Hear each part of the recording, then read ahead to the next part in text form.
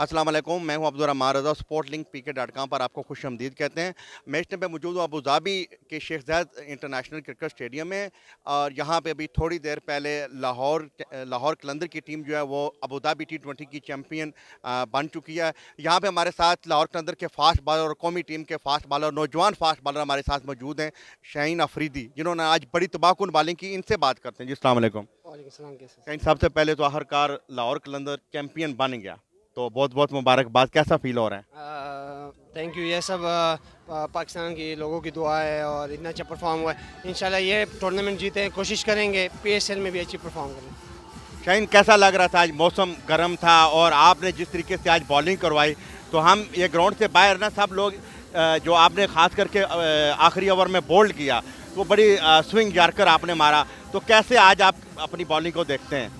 बिल्कुल, जैसे मैंने एशिया कप खेला था, मेरे ख्याल से गर्मी के साथ यूज टू था और कोशिश कर रहा था कि अच्छी बॉलिंग करूं। आखिर राउंड में यॉर्कर ज़्यादा यूज टू होते हैं, तो कोशिश कर रहा था कि डेड बॉलिंग में यॉर्कर ज़्यादा यूज़ करूं, इसलिए कामयाब हुआ। अभी आपने कल परसों एक बयान दिया है कि आप 2019 का वर्ल्ड कप खेलना चाहते हैं, तो क्या ख्याल है कि आप उसके लिए मुकम्मल तौर पे, ज़हनी तौर पे, जिस्मानी तौर पे मुकम्मल तौर पे तैयार हैं?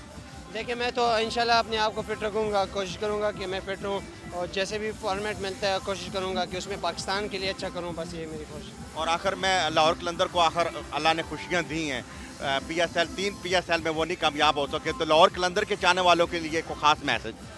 ये मैसेज यही है कि दुआ करें कि बेहतर से बेहतर खेल शो करें। इंशाल्लाह अच्छा खेल करेंगे, इंशाल्लाह PSL में भी, और जैसे ये टूर्नामेंट जीते इंशाल्लाह PSL में भी अच्छी परफॉर्मेंस करेंगे। जी, बहुत शुक्रिया।